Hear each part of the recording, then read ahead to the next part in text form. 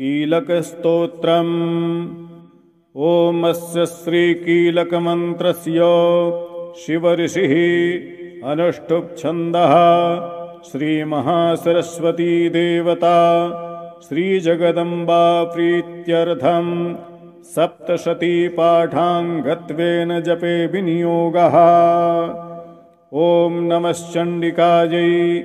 मार्कण्डेय उवाच। ॐ विशुद्धज्ञानदेहाय त्रिवेदी दिव्यचक्षुषे श्रेयः प्राप्तिनिमित्ताय नमः सोमार्धधारिणे। सर्वमेतद्विजानीयान् मन्त्राणामभिकीलकम् सोऽपि क्षेममवाप्नोति सततं जाप्य तत्परः। सिद्ध्यन्त्युच्चाटनादीनि वस्तूनि सकलान्यपि एतेन स्तुवतां देवी स्तोत्रमात्रेण सिद्ध्यति।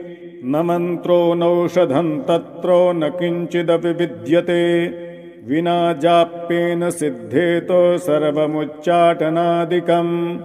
समग्राण्यपि सिद्ध्यन्ति लोकशङ्कामिमां हरः।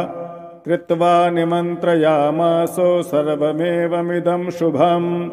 स्तोत्रं वै चण्डिकाजास्तु तच्च गुप्तं चकारसः। समाप्तिर्न च पुण्यस्य तां यथावन्नियन्त्रणाम्।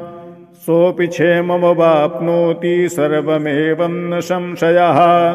कृष्णायां वा चतुर्दश्यामष्टम्यां वा समाहितः ददाति प्रतिगृह्णाति नान्यथैषा प्रसीदति।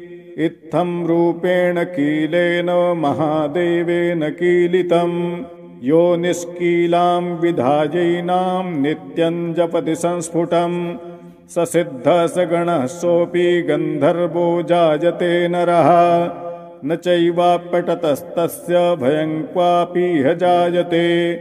नापमृत्युवशं याति मृतो मोक्षमवाप्नुयात्। ज्ञात्वा प्रारभ्य कुर्वीत न कुर्बाणो विनश्यति। ततो ज्ञात्वैव सम्पन्नमिदं प्रारभ्यते बुधैः।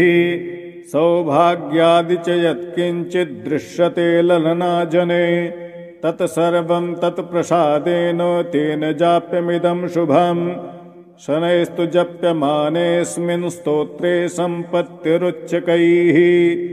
भवत्येव समग्रापि ततः प्रारभ्यमेव ततो। ऐश्वर्यं यत्प्रसादेन सौभाग्यारोग्यसम्पदः।